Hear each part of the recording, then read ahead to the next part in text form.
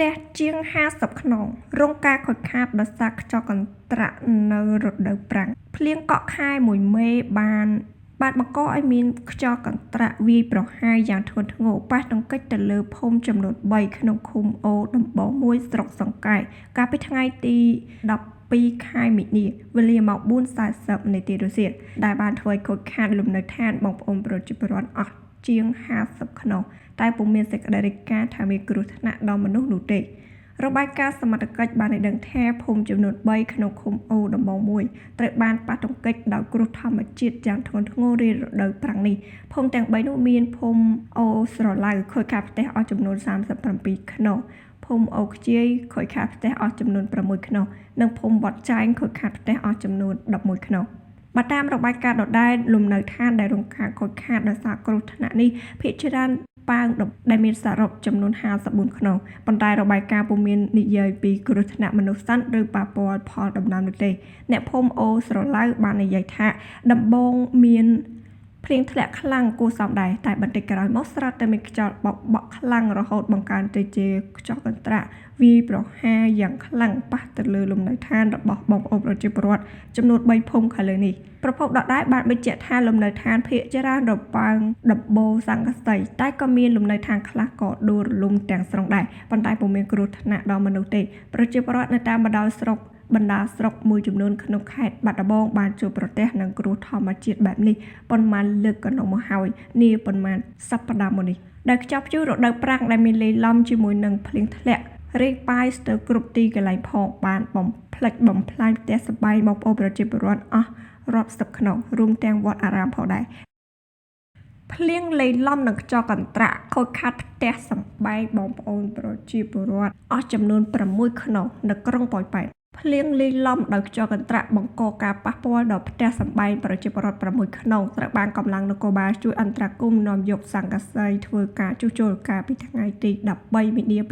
2025នៅភូមិព្រៃគុបសង្កាត់អូឫស្សីក្រុងប៉ោយប៉ែតខេត្តបន្ទាយមានជ័យលោករស្មីតូព្រំពិសិដ្ឋអធិការនគរបាលក្រុងប៉ោយប៉ែតបានប្រាប់ថាក្រោយមានភ្លៀងធ្លាក់លេីឡំដោយខ្យល់កន្ត្រាក់បានប៉ះពាល់ផ្ទះសម្បែងបងប្អូនប្រជាពលរដ្ឋចំនួន6ខ្នងបណ្ដាលឲ្យប៉ាងដំបូលនិងជញ្ជាំងនឹងរងការខូចខាតក្រោយពីទទួលបាននូវព័ត៌មានកម្លាំងសមត្ថកិច្ចអធិការដ្ឋាននគរបាលក្រុងក៏បានចុះទៅជួយអន្តរាគមន៍និងនាំយកសង្កសីជិត100សន្លឹកបានជួសជុលផ្ទះសម្បែងបងប្អូនប្រជាពលរដ្ឋ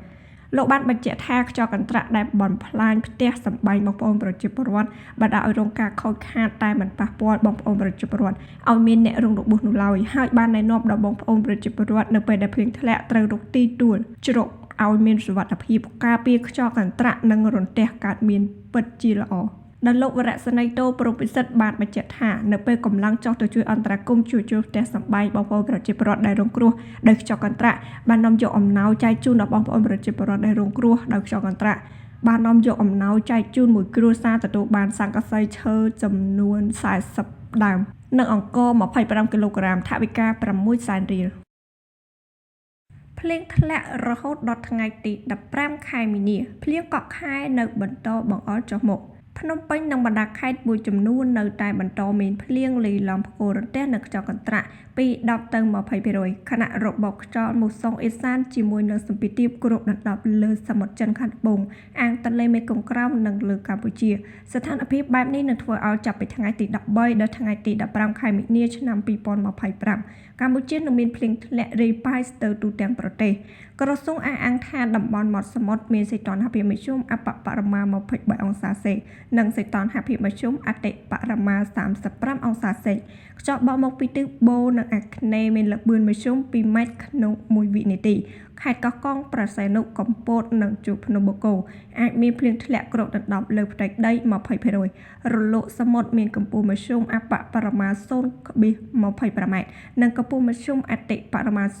0.75 ម៉ែត្ររីឯតំបន់វាលទំនាបសីតុណ្ហភាពមធ្យមអបបរមា24អង្សានិងសីតុណ្ហភាពមធ្យមអតិបរមា35អង្សាខ្យល់បក់មកពីទិសបូនិងអាគ្នេយ៍មានល្បឿនមធ្យម2ម៉ែត្រក្នុង1វិនាទី ខេត្តបន្ទាយមានជ័យ បាត់ដំបង ពោធិ៍សាត់ កំពង់ឆ្នាំង កំពង់ធំ សៀមរាប កំពង់ចាម ត្បូងឃ្មុំ ស្វាយរៀង និងខេត្តកណ្ដាលអាចមានភ្លៀងធ្លាក់គ្របដណ្ដប់លើផ្ទៃដី